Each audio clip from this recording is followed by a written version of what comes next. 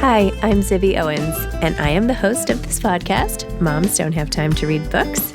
I am also a newly minted USA Today bestselling author of the novel Blank. I've created a whole community of book lovers around this podcast, a publishing company, reading retreats, a bookstore, and more. Learn more at zibbymedia.com or follow me on social at Zibby Owens or join the community at Zibby Readers. Emma Rosenblum is the author of Very Bad Company, a novel. This is her second time on the podcast. She was previously on for her best-selling novel, Bad Summer People. Emma is the Chief Content Officer at Bustle Digital Group, overseeing content and strategy for Bustle, Elite Daily, Nylon, The Zoe Report, Romper, Scary Mommy, The Dad, and Inverse.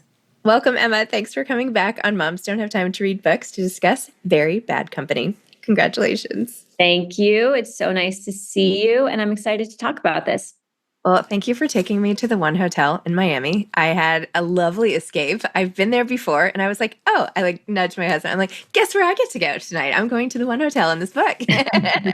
So anyway, tell listeners about the story, how you came up with it, and all of the antics. Sure. So this book follows a team of executives at a startup, a tech startup, an ad tech startup, and they are all going down to the One Hotel in Miami for a team building retreat. And there's a new employee, there's older employees. It's a mix of funny characters. And when they get there, they find out that the company is on the verge of being sold, which is very exciting for them because that means they're all going to make a lot of money, hopefully. And they have a big drunken night out celebration. And then the next morning they reconvene for breakfast as per their schedule. And one of the executives is missing and they don't know what's happened. Is she dead or is she alive? And they kind of go from there. So it's a dark, humorous take on kind of tech world, workplace shenanigans, and greed. That's what all my books are about. That's amazing. And you pulled off something very complicated, which is developing a lot of characters at the same time, right? Often there's a smaller cast of character, there's a family, or there's, but here we have the entire sort of executive team and everybody who's there at once. And I love how you alternate viewpoints and all of that. So we get the inside scoop on the secrets everyone's really keeping. But still, it's hard, all the interactions and who's running past each other on the beach and when do you describe this person versus when do you describe that person? Technically, I feel like that's a lot. How did you do that?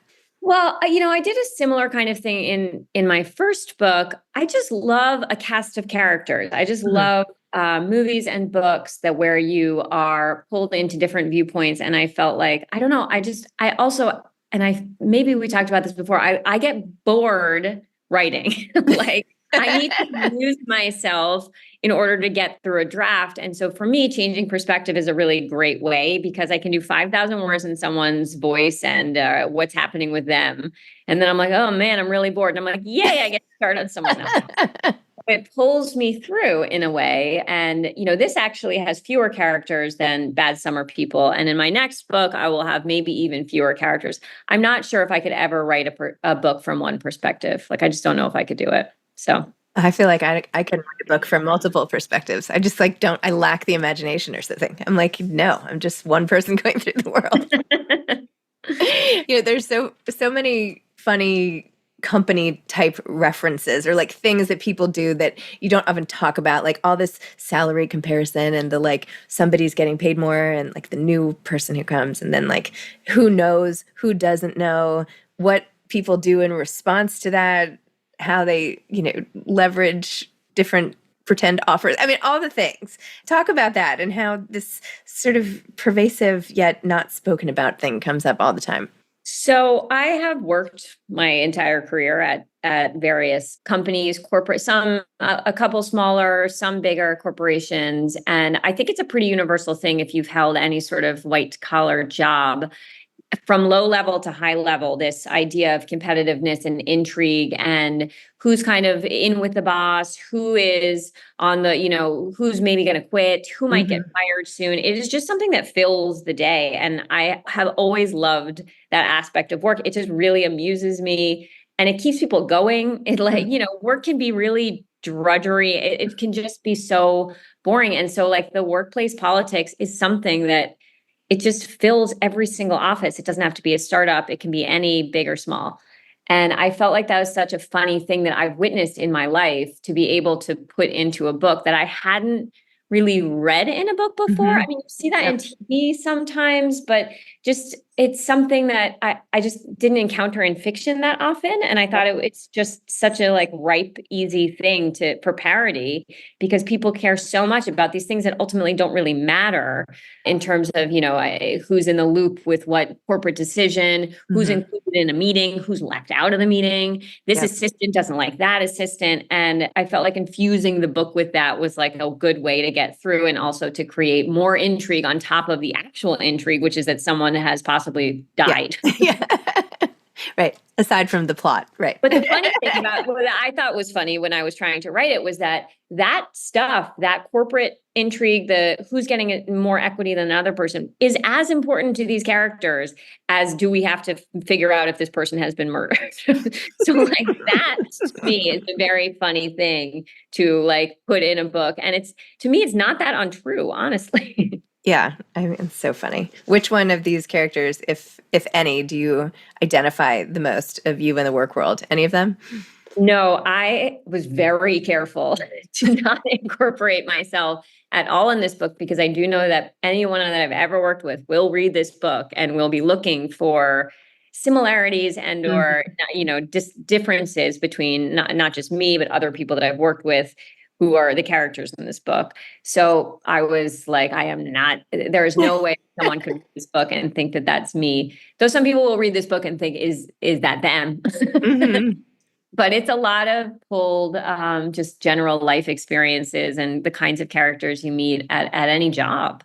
And obviously it's all heightened, and it's kind of, again, it's a lot of satire, but there's truth to some of these characters, I do think, in terms of their personality traits, the kind of people that go into HR versus the kind of people that are CEOs versus the kind of people that are doing public relations. I mean, there are cliches for a reason, in that like sometimes that's true about a lot of people that go into those different roles. And so I used that for sure to guide the characterization of these people. Well, in Bad Summer People, I know we talked about the community at large and how it didn't go over so well, and that people definitely identified with the characters there. I know, but I have to tell you, now I'm a hero of the town. Now the book did well. So everyone's like, oh, I love this book. I'm like, you hated this book. But now now it's the pride and joy of something. We'll see, we'll see what happens. I think there might be a couple little stories coming out in the next few weeks that might be kind of exploring who these characters might be based on. So, if anything, I hope that builds some buzz for the book. Getting buzz for a second book is always a little bit harder than for a debut novel. And so I think it's all in good fun. And I think anybody who might find themselves in it is probably in on the joke anyway. I like that. I particularly I think her name's Deborah, who's hiding a pregnancy at work and everything, and trying to masquerade something like just so, even when she was like, people are going to notice my chest because people notice everything. And she just has to it's that tight knit that you can't even go up a bra size without somebody noticing. But honestly, that's what work, is like in some instances, particularly in a world of a startup where everybody's just working all the time. Your work becomes your de facto family. You're seeing them more than your spouse, than your children. And the intense relationships you build with people at work is, again, something that I'm interested in and also hadn't seen reflected in fiction that much. But yes, and then sometimes you leave a company, sometimes you're best friends with someone for 7 years at a job, just like inseparable. That's the person you talk to the most. Then you leave your job and then it's like, you barely talk to that person again for the rest of your life. It's a very funny way of moving through life. And as I've seen, as I've gotten older and had, many jobs, that is an element that particularly for women, I think when they bond at work is something both it's comforting, but then it can also be competitive. And it is something that I explore in this novel. Very interesting. Talk about your jobs that you've been referencing. And I know you're where you are now, but what have the jobs been? And which are the most perhaps like this company, if any? No, no.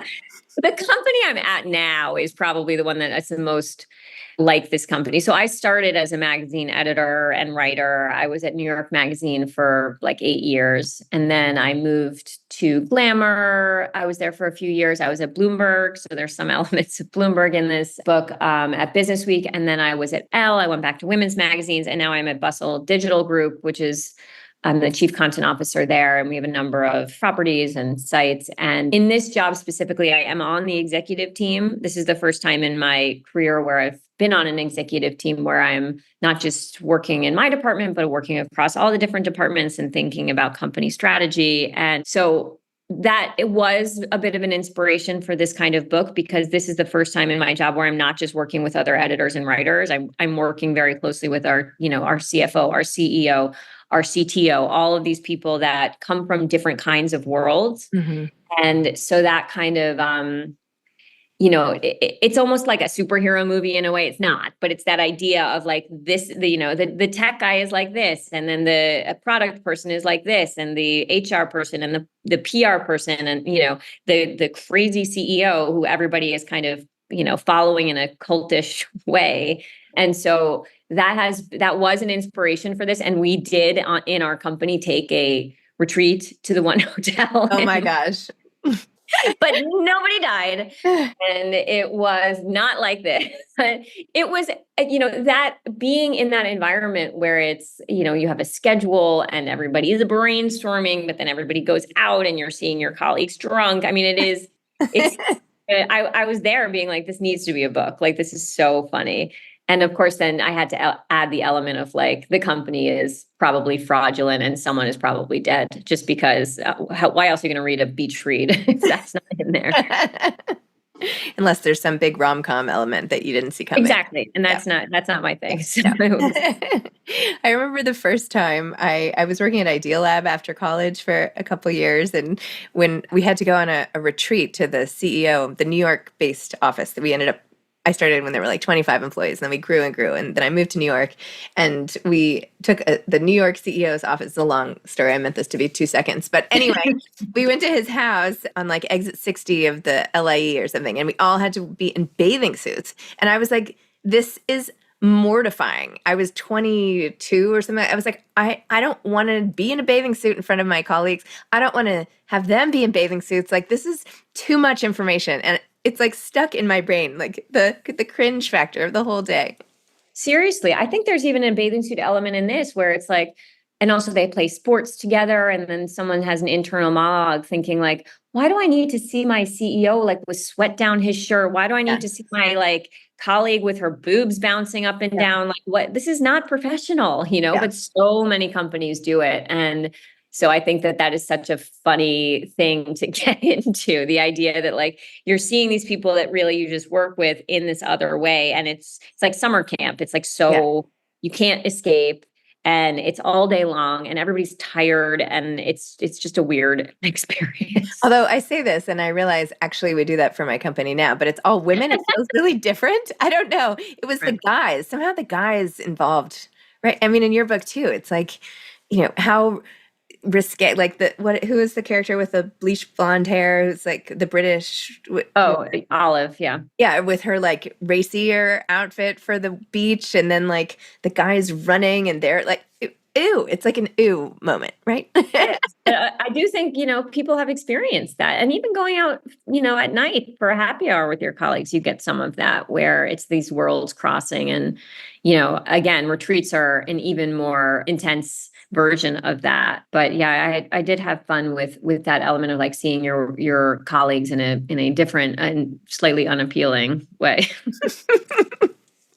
Oh my gosh. Tell me about the cover design and all of that. So we had a different title for this book, a different working title till very last minute. The title was $1 Billion Babies, because it was play on the idea of like, these people are all infants, right? Yeah.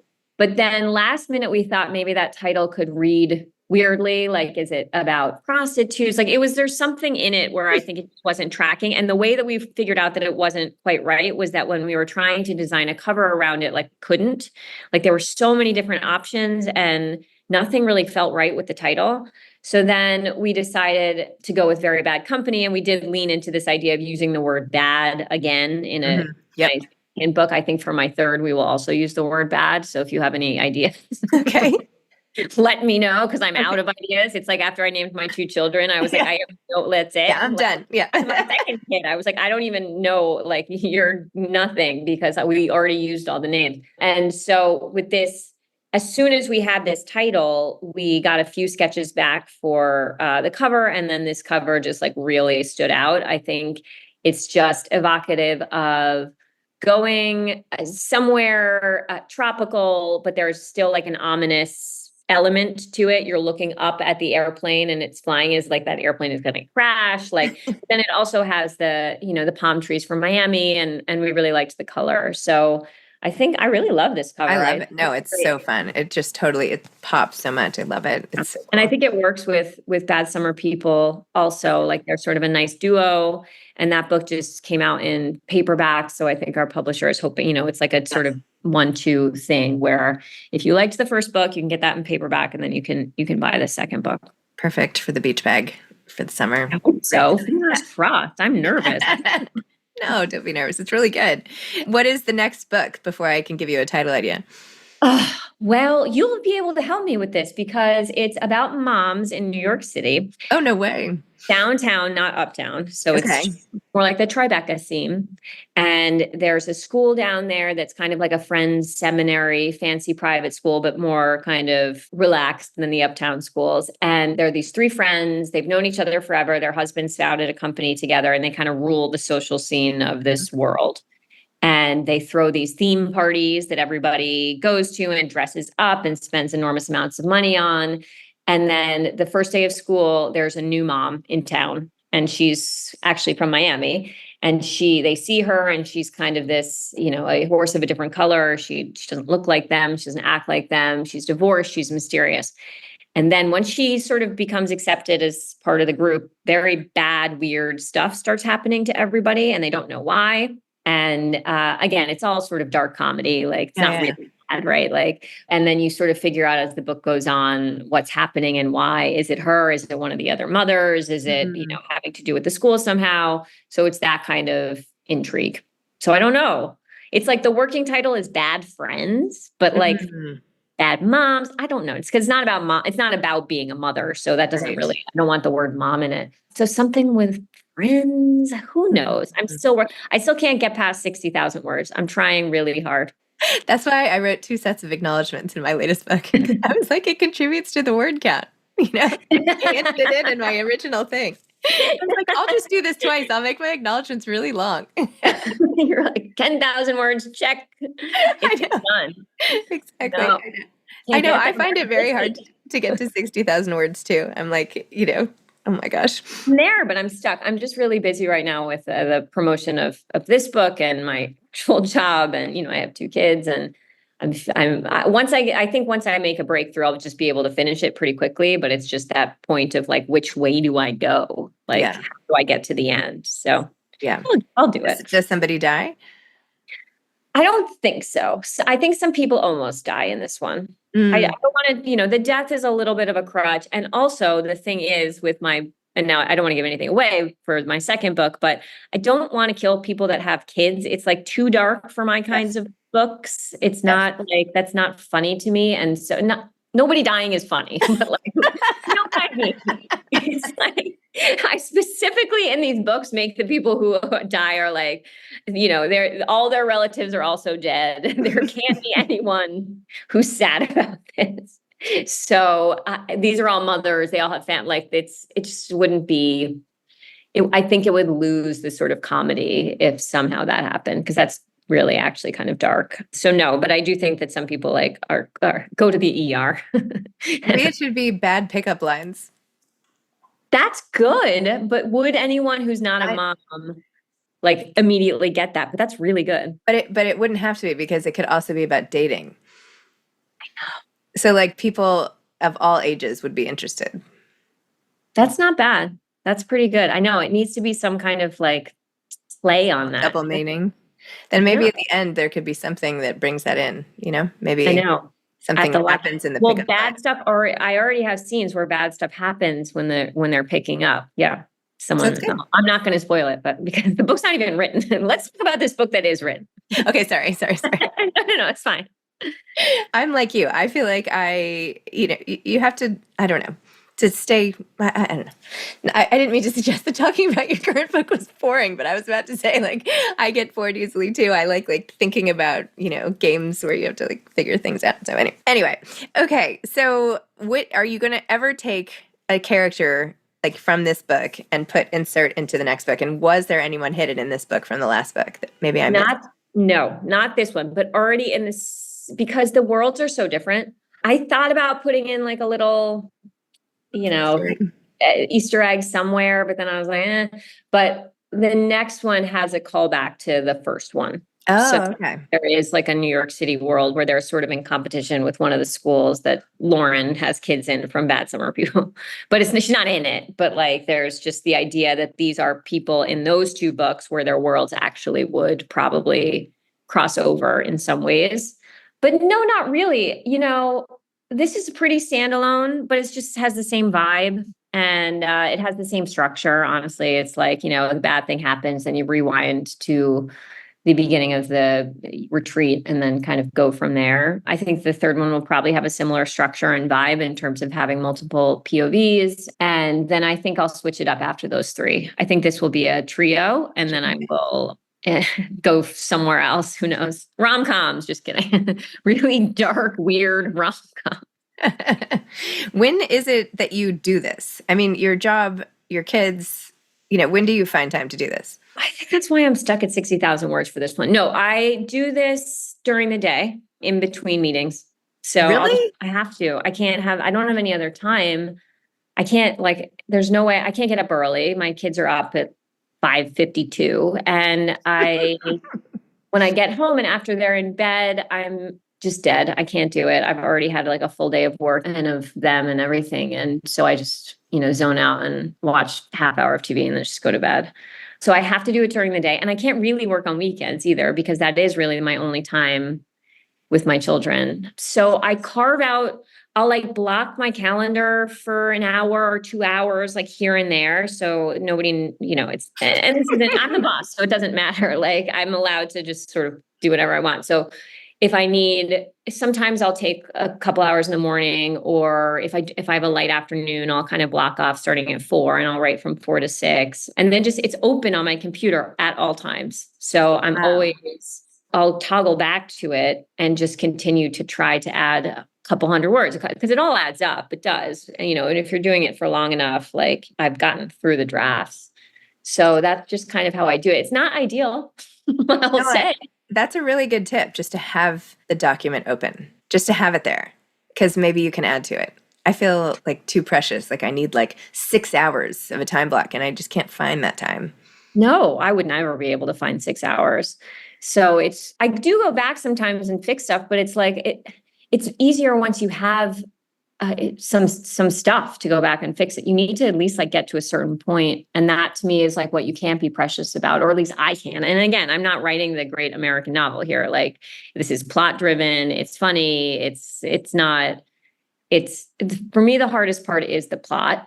Mm-hmm. Like the actual atmosphere of the books and the characters of the books are just easy. And I could write like 100 characters like that, but it's more just about, I wasn't trained as fiction. Like I don't really, so it's that kind of like, how slow does the reveal have to be? How do you give people enough incentive to get to the next chapter?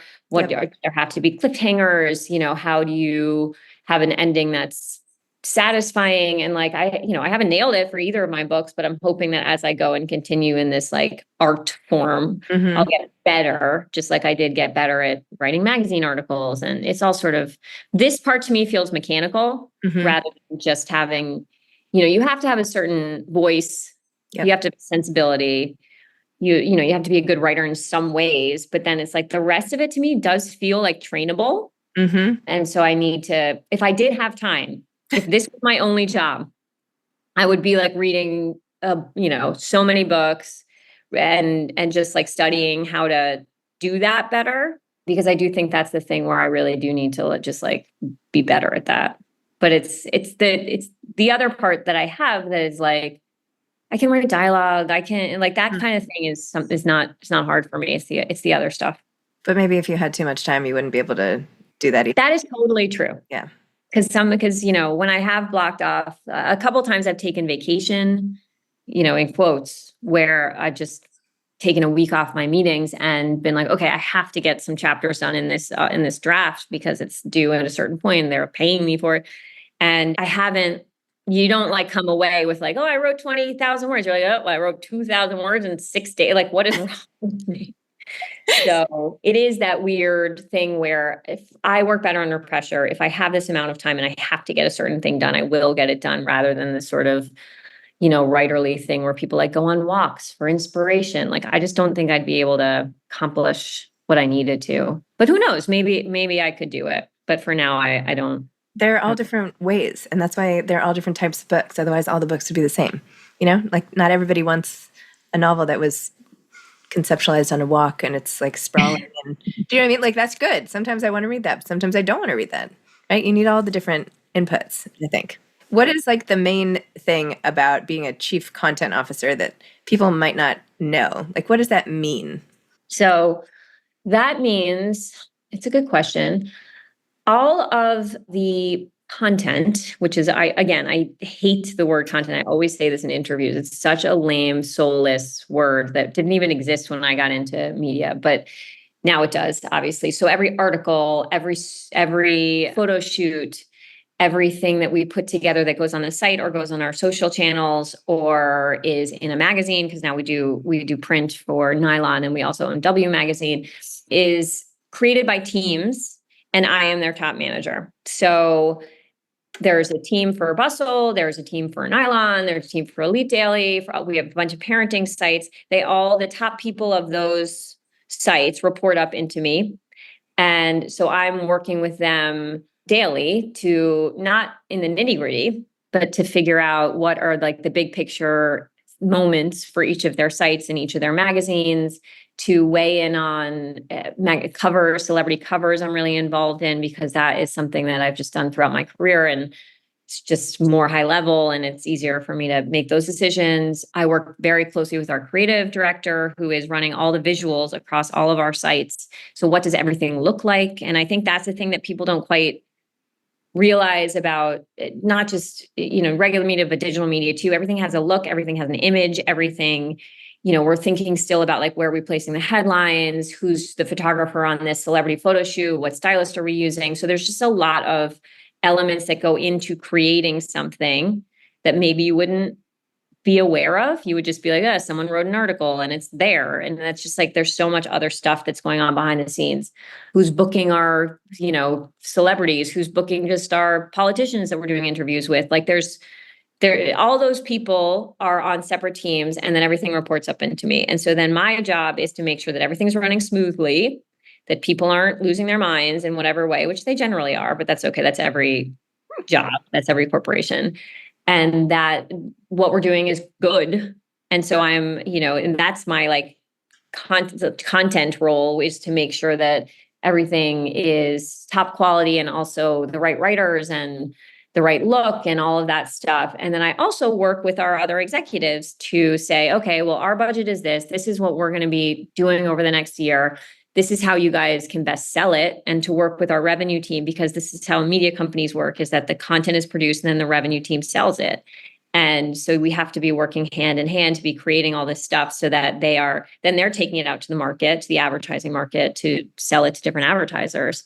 And we also produce events, and it's the same thing, because the events are our brand events. Mm-hmm. So it's like the brand is coming to life in a certain way. What does that look like? What kind of sponsors do you want for that? What celebrities can we get to go there? So it's all tied. So there's a lot of moving parts, but I still feel that my job is easier now than it was when I was an editor or a writer, because having a blank page or getting a piece of copy from another writer that is like a mess or whatever is so much harder to me and is real work. And what I do now is like, I run a thing and I tell people, yes, no, I like that. I don't like that. But when you have a blank page, it's like, it's just you. Like, you got to do it, So that is something that I've liked about this second thing I'm doing, writing fiction, because it's like the pressure's back on me Mm-hmm. and it's a challenge, Yep. but in a good way. And if I can do it, that shows me that I'm not just, out of the game, I love it. Wow. That was so interesting. Emma, thank you so much. Thank you. For the enjoyment of Very Bad Company. I hope you're planning a big retreat to the One Hotel. That would be really fun. And We went to them for a partnership and they said no. And I have a feeling it's because there's a lot of that's what happens in the book. maybe, yeah. The hotel comes off nicely. I thought so too. It makes me want to go. Yeah. I'm gonna go back to them and say that. I think so. Yeah.